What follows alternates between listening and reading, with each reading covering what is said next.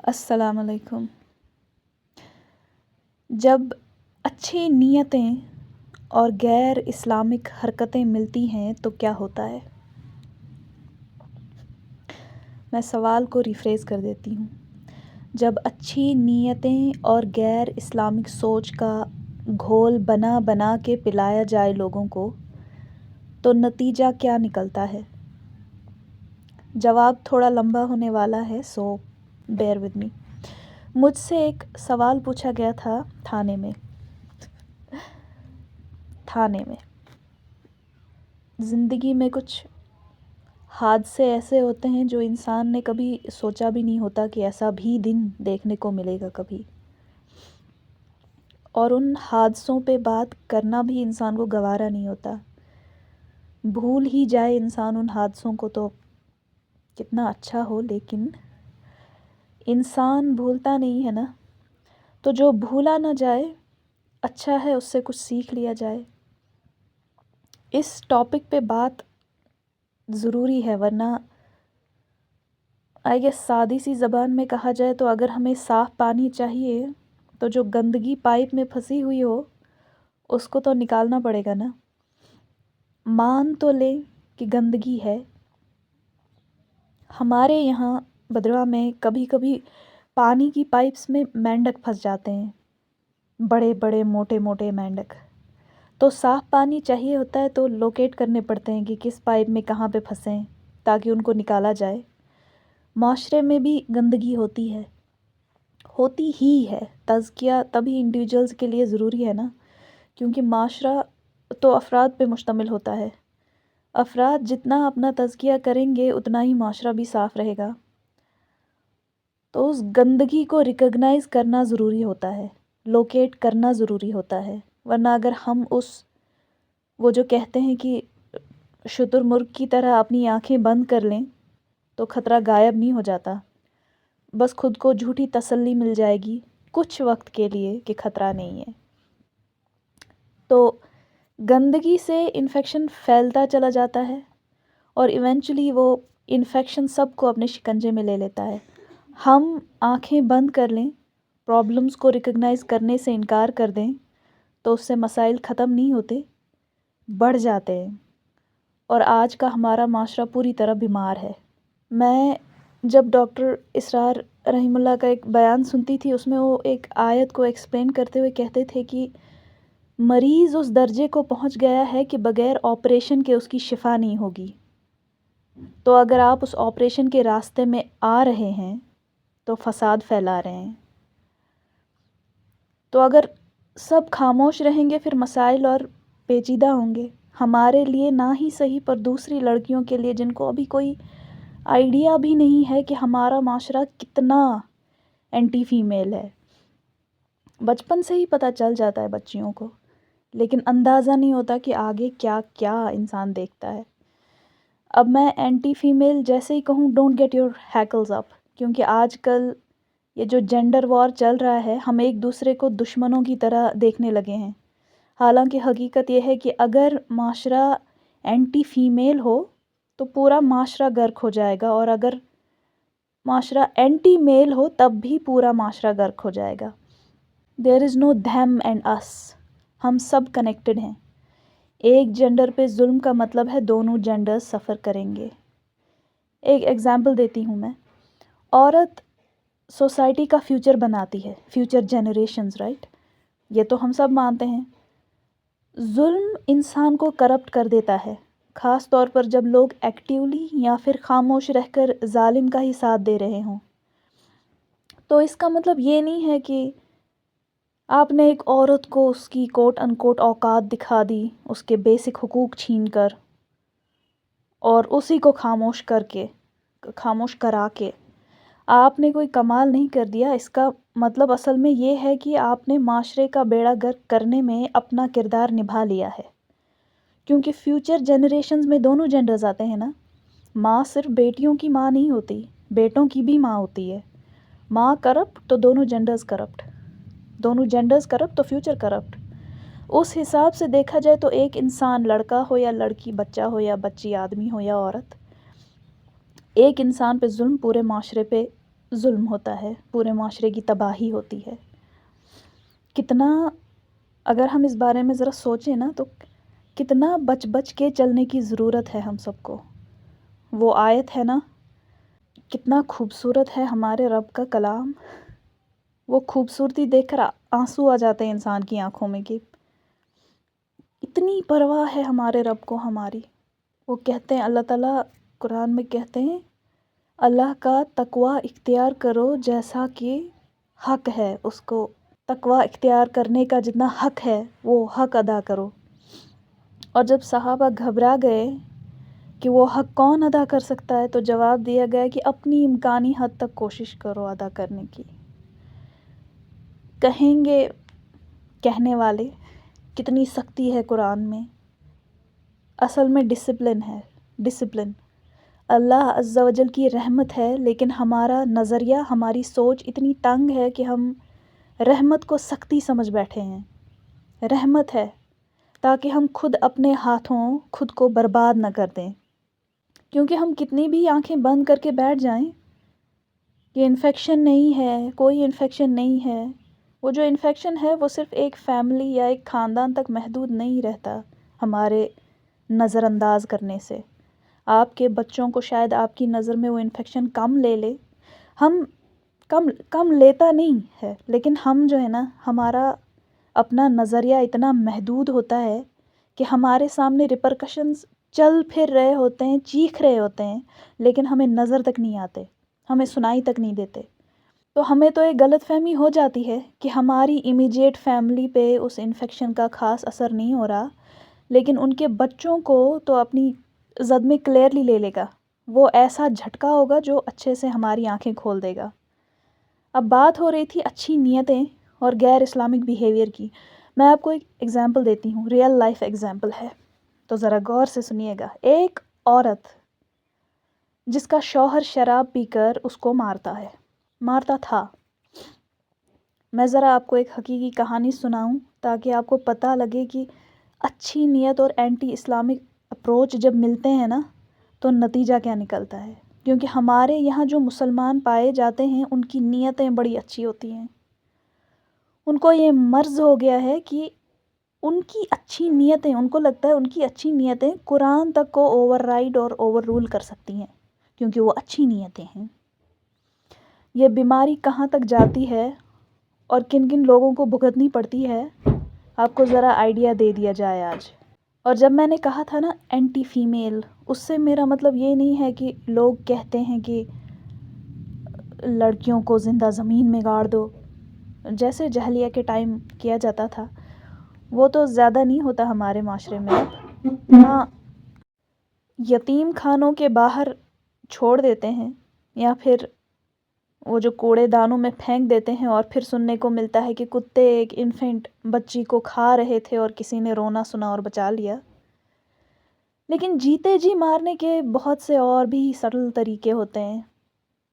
Just because اب ہم وہ ٹرم یوز نہیں کرتے جاہلیہ، کیونکہ اب تو ہر کوئی ہمارے آس پاس اسلام کا دعویٰ کرتا ہے، اس کا مطلب یہ نہیں کہ واقعی ہمارے معاشرے میں جاہلیہ کی جو پریکٹسز تھیں وہ نہیں ہوتی.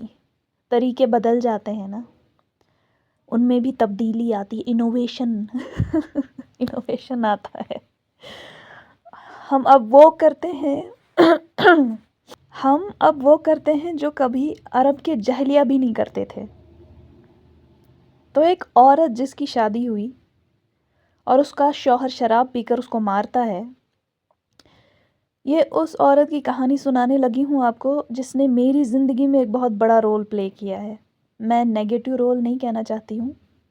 وہ شاعر کہہ گئے نا کہ یہ تو چلتی ہیں تجھے اونچا اڑانے کے لیے.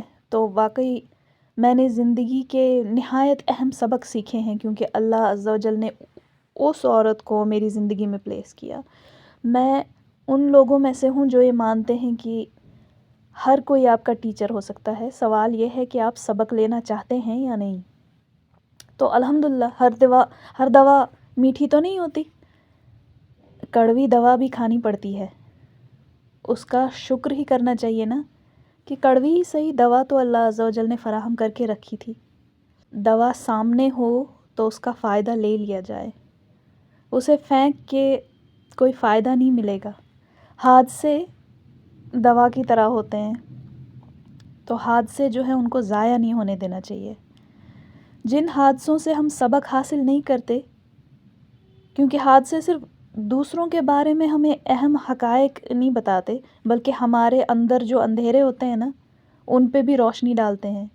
تو حادثوں کی ٹارچ اگر سامنے آ ہی جائے تو اس کا استعمال ہونا چاہیے اپنی پرسنالٹی، اپنی زندگی کے کونوں خدروں میں جھانکنے کے لیے کہ کہاں کون سے سکیلٹنز چھپے ہیں، کہاں کون سے کاب ویبز لگے ہیں۔ اتنا اچھا موقع ہاتھ سے جانے نہیں دینا چاہیے۔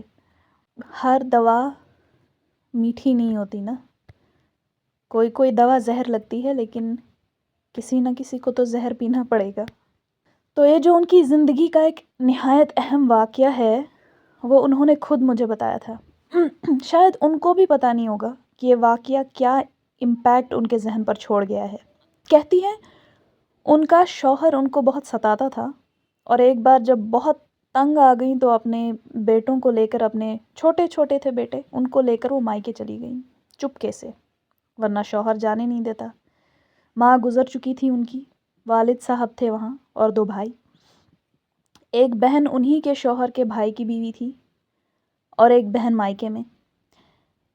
کہتی ہے انہوں نے اپنے والد صاحب سے کہا کہ وہ بہت تکلیف میں ہیں، ان کو بتایا کہ شوہر کیا کرتا ہے، اور جواب میں ان کے والد صاحب نے کہا کہ جب یہ بیٹے تمہارے بڑے ہو جائیں گے تو یہ خود تمہیں بچائیں گے تمہارے شوہر سے۔ اچھی نیت کا وہ جو بینیفٹ آف ڈاؤٹ ہم دیتے ہیں کچھ لوگوں کو، وہ واقعی بیچارے ڈیزرونگ ہوتے ہیں بینیفٹ آف ڈاؤٹ کے۔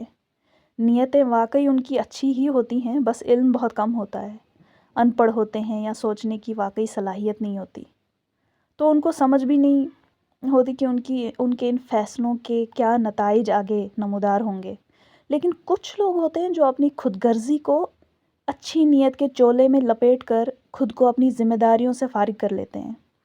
جیسے کہ ایک باپ جو قرآن پڑھتا ہے، اپنے بیٹوں کو اسکول میں تعلیم دینا چاہتا ہے، لیکن بیٹی جب کہتی ہے کہ اس کا شوہر شراب پیتا ہے، اس پر زیادتیاں کرتا ہے، تو وہ اپنی خود غرضی اور لیک آف ریسپانسبلٹی اور لیک آف ایمپتھی کو حکمت کا نام دے کر اپنی بیٹی کے سیلف ورتھ کی دھجیاں بکھیر دیتا ہے، اس کی سینس آف سیکیورٹی کی دھجیاں بکھیر دیتا ہے۔ کیا ہی خوبصورتی سے قتل کیا ہے اس آدمی نے اپنی بیٹی کی ڈگنیٹی کا۔ اس کے سسرال والوں کو، اس کے شوہر کو کیا سمجھ نہیں آیا ہوگا کہ اس کا اپنا باپ اس کو ظلم سے نہیں بچانا چاہتا ہے، بھیج دیا ہے واپس، ہم جو چاہیں کریں۔ اور اس لڑکی کو پتہ ہے کہ اس کے سسرال والوں کو پتہ ہے۔ مطلب کہاں کہاں سے ایک لڑکی کی عزت نفس پر حملے ہوتے ہیں، اور چھوٹے بچوں کے کندھوں پر اپنی خود کی ذمہ داری ڈالنا۔ ہمارے معاشرے میں مسلمان مرد قوام کا لفظ بہت استعمال کرتے ہیں۔ ہم قوام ہیں، ہم قوام ہیں، اللہ نے ہمیں قوام بنایا ہے۔ اللہ عز و جل جب قوام کی بات کرتے ہیں تو 2 کوالٹیز بیان کرتے ہیں۔ ان کو اسٹرینگتھ زیادہ دی گئی ہے، پروٹیکٹر ہیں، پروٹیکٹ کرتے ہیں، اور مینٹینرز ہوتے ہیں۔ ان 2 کوالٹیز کی وجہ سے ایک آدمی قوام ہوتا ہے۔ جو مرد اپنے گھر کی عورتوں کو پروٹیکٹ نہیں کرتا، جس پر ان کا مینٹیننس گراں گزرتا ہے، وہ تو آلریڈی ڈسکوالیفائی ہو گیا ہے قوام کے رول سے۔ میڈیکل ڈگری نہیں ہے آپ کے پاس اور خود کو زبردستی ڈاکٹر کہہ رہے ہیں، مروا دیں گے سب کو، خود کو بھی اور دوسروں کو بھی۔ ایسے نہیں ہوتا کہ میں قوام ہوں، جیسے ایسے ہی نہیں ہوتا نا کہ میں مومن ہوں، ویسے ہی یہ نہیں ہوتا میں قوام ہوں۔ اس کے لیے کچھ کوالیفیکیشنز ہوتی ہیں۔ تو اندازہ کیجئے ایک ایڈلٹ میل اپنی بیٹی کو پروٹیکٹ نہیں کرنا چاہتا ہے، اور چھوٹے بچوں کو ایسا رول دے دیتا ہے جو ان کا کبھی تھا ہی نہیں۔ کتنی انسیف لگتی ہوگی نا اس عورت کو اپنے آس پاس کی دنیا۔ اپنا باپ بھروسے کے قابل نہیں، جس کو پتہ ہو کہ ضرورت کے وقت یہ آدمی دھوکہ دے جائے گا۔ جب وہ دھوکہ دے جائے گا تو پھر بھروسہ کس پر کرے گی وہ؟ جو پروٹیکٹر ہونے چاہیے تھے وہی ظالم ہیں۔ پھر وہ ان بچوں کو اسی حساب سے، اسی مائنڈ سیٹ سے پالے گی، بڑا کرے گی۔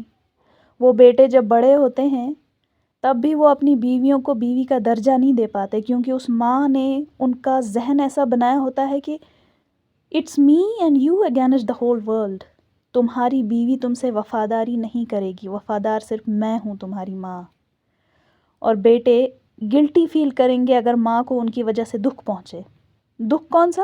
ماں کو نہیں لگنا چاہیے کہ میں اپنی بیوی پہ زیادہ بھروسہ کرتا ہوں یا اس کے احساسات کا خیال رکھتا ہوں. وہ ہمیشہ ایک کمپٹیشن رہتا ہے اس فیملی ڈائنامکس میں، اور وہ ابیوزو سائیکل چلتا رہتا ہے کیونکہ وہ ہر وقت اپنے بیٹے اور بہو کے رشتے کو سٹلی سیبوٹاج کرتی رہتی ہے. اسے دکھاتی ہے کہ دیکھا میں نے کہا تھا نا تم اس پر بھروسہ نہیں کر سکتے، تم صرف مجھ پہ بھروسہ کر سکتے ہو.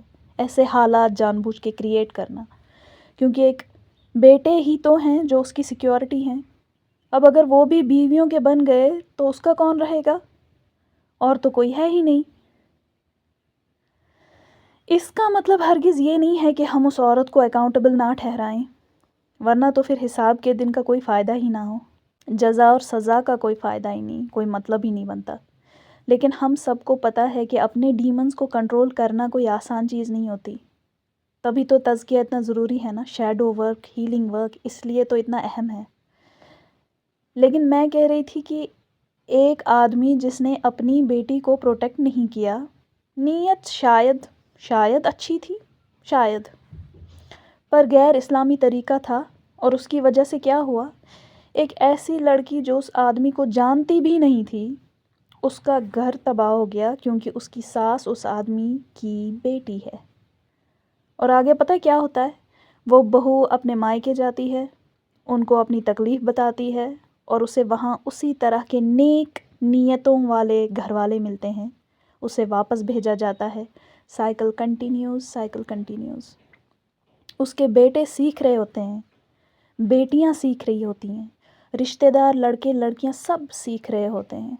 کوئی فیمنسٹ بنتی ہے، کوئی پیپل پلیزر، کوئی سوچتی ہے کہ اس سے پہلے ساس مجھے میرے شوہر سے دور کر دے، مجھے شوہر کو ساس سے دور کرنا ہے.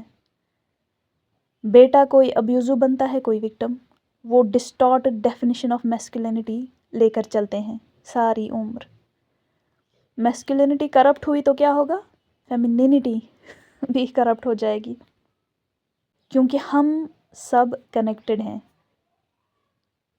اور فیمینینٹی کرپٹ ہو گئی تو میسکولینٹی بھی کرپٹ ہوگی. کتنا ضروری ہے نا کڑوی دوا پی جانا، تاکہ انفیکشن ہم میں بھی نہ آ جائے، وہ کنٹینیو نہ چلتا رہے. ایک کوٹ ہے نا، کہتے ہیں when they say it runs in the family, tell them this is where it runs out. کیونکہ ہم اس بیماری کا حصہ نہیں بننا چاہتے ہیں، ہم ہیلنگ کا حصہ بننا چاہتے ہیں، اس لیے کڑوی دوا پی جاتے ہیں. ورنہ اینٹ کا جواب پتھر سے دینا کوئی مشکل بات نہیں ہوتی. لیکن باپو کہہ گئے ہیں کہ آنکھ کے بدلے آنکھ، یہ سوچ، یہ طریقہ پوری دنیا کو اندھا کر دے گا. اور ایسے سینیریوز میں واقعی یہ بات اپلائی ہوتی ہے. پتہ ہے اس پورے سینیریو میں انسان کچھ بھی نہ سیکھے نا، اتنا تو سیکھ ہی لیتا ہے کہ اسلام کتنی بڑی رحمت ہے اللہ عز و جل کی طرف سے انسانوں کے لیے، اور ہم مسلمان کتنے ناشکرے ہیں، ہمیں قدر ہی نہیں. کتنی گندگی مچا رکھی ہے ہم نے. ہم جو کرتے ہیں نا یا جو نہیں کرتے ہیں اس کا اثر صرف ہم پر نہیں پڑتا، کیونکہ ہم کنیکٹڈ ہیں، کمیونٹی ہیں. ہمارے گناہ صرف ہمارے زوال کی وجہ نہیں بنتے، پوری قوم کو لے ڈوبتے ہیں. تو جو میں نے شروعات میں کہا تھا نا کہ میری مجبوراً 2 لیڈی پولیس آفیسر سے ملاقات ہوئی، کرنی پڑی. ایک میرڈ تھی اور دوسری ان میرڈ. جو میرڈ تھی ان کو میری ایک ایک بات سمجھ آ رہی تھی کہ میں کیا کہہ رہی ہوں اور میں نے کیا ایکسپیرینس کیا ہے.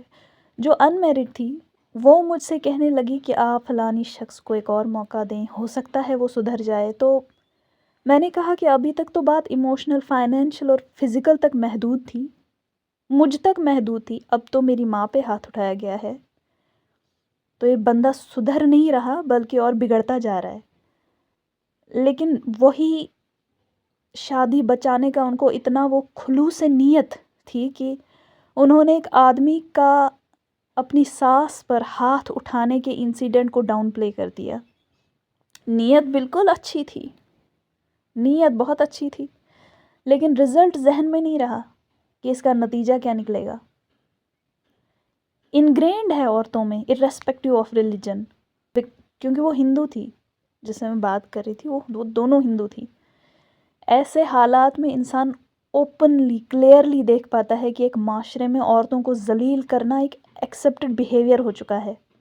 مرد ٹاڈلرز کی طرح بیہیو کریں اور ان کی بیویاں ان کی ماؤں کا رول پلے کریں۔ یہ اتنا امبیلنس آیا کیسے ہمارے معاشرے میں؟ میری ایک فرینڈ ہے، ایک دن کہتی ہے کہ میں نے کھڑکی سے دیکھا بچے پتھر مار رہے تھے ایک کتے کو۔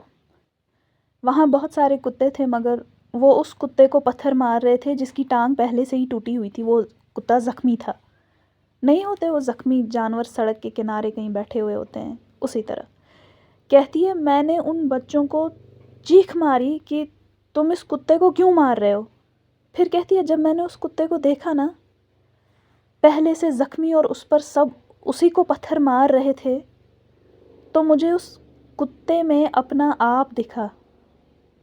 ایک انسان، ایک اللہ کی بندی کہتی ہے ایک زخمی کتے کو دیکھ کر اسے اپنا آپ یاد آیا۔ کس کو شرح دیا جائے، کس کو ٹرافی دیں کہ یہ بیماری پھیلانے کا کریڈٹ کس کو ملنا چاہیے؟ اتنی بے دردی کہاں سے آتی ہے ایک انسان میں؟ اس باپ سے اس کو ٹرافی دی جائے، اس باپ جس کو قوام کا مطلب سمجھنا آ سکا، اس بیٹی سے جو تکلیف جھیلتی ہے پھر وہی تکلیف کسی اور کو دے دیتی ہے۔ ان بیٹوں کو دی جائے ٹرافی، انہوں نے دیکھا ماں کا حال کیا ہے اور وہی حال انہوں نے اپنی بیویوں کا کیا۔ اس کو دیا جائے جس نے قرآن پڑھا، بحثیں تو بہت کی، لیکن جب وہ جو ڈاکٹر اسرار کہتے تھے جب آپریشن کا وقت آیا تو وہ راستے میں آ گیا، خود کیا آپریشن کا حصہ بنتا، وہ راستے میں آ گیا۔ اب شیطان کو بلیم کر دیتی میں، کیونکہ ڈیفلیکشن اور بلیم گیم میں ہم ماہر ہیں، پر قرآن کہتا ہے کہ وہ کہے گا میں نے کچھ نہیں کیا، میں نے صرف دعوت دی، برائی کی، میری تم پہ کوئی اتھارٹی تھی ہی نہیں، مجھ پہ الزام مت ڈالو۔ تو الزام تو یہ ٹرافی کس کو دی جائے؟ کہیں مجھ پر تو نہیں آتا بلیم؟ پوچھنا چاہیے نا ہم سب کو اپنے آپ سے سوال، مجھ پر نہ آئے؟ اتنی ہی کوشش کر لیں ہم سب، جن پر کچھ چلتی ہے ہماری ان پر کوئی بلیم نہ آئے۔ اللہ تعالیٰ کہتے ہیں نا بچاؤ خود کو اور اپنے اہل و عیال کو آگ سے۔ ہمیں اتنی بھی سمجھ نہیں ہے کہ خود کو اور اپنے اہل و عیال کو بچانے کا طریقہ کیا ہے۔ اچھی نیتیں لے لے کے سب کو جہنم میں دھکیل رہے ہیں ہم ہر جمعہ سورہ کہف پڑھتے ہیں نا، پہلی آیت تک نہیں ہمارے دلوں میں اتر سکی، کتنے سخت دل ہیں ہمارے۔ اللہ تعالیٰ کہتے ہیں الحمدللہ الحمدللہ الذی انزل علی عبدہ الکتاب۔ کہاں ہے شکر اس کتاب کے لیے جو اتاری گئی ہے ہم میں؟ کہاں ہے شکر اس نبی کے لیے جن پر اتاری گئی ہے ہم میں؟ اللہ عز و جل کہتے ہیں اس میں عوج نہیں، اور ہم میں عوج ہی عوج ہے۔ وہ عوج، وہ ٹیڑھ ثبوت ہے کہ ہم اللہ کے شکر گزار بندے نہیں ہیں۔ ہمیں کوئی شکر نہیں اس کی کتاب کا، ہمیں کوئی قدر نہیں اس کی کتاب کی، ہمیں کوئی قدر نہیں اس کی نبی کی۔ زبردستی خود کو مسلمان کہتے پھرتے ہیں، زبردستی، شرم بھی نہیں آتی ہمیں۔ کیسی بے شرم بے غیرت قوم ہے ہم، اپنے حالات پہ، اپنی مورل پستی پہ ہمیں خوف بھی نہیں آتا۔ وہ ایک آیت ہے نا، what boldness they show for the hell fire.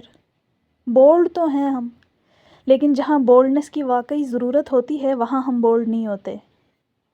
ایک مووی تھی دامنی، اس میں ہیروئن کہتی ہے، سبزی خرید رہی ہوتی ہے اور سبزی والے سے کہتی ہے ویسے تو لوگ بہت بولتے ہیں لیکن جہاں بولنا چاہیے وہاں کوئی کچھ نہیں بولتا۔ پر ہم تو بولیں گے۔ وہ جو مشتاق سبکت صاحب کہتے ہیں کہ اس دور میں ہم دیوانوں سے تم کہتے ہو خاموش رہو، ہم لوگ علی الحق بولیں گے، ہم لوگ علی الحق بولیں گے۔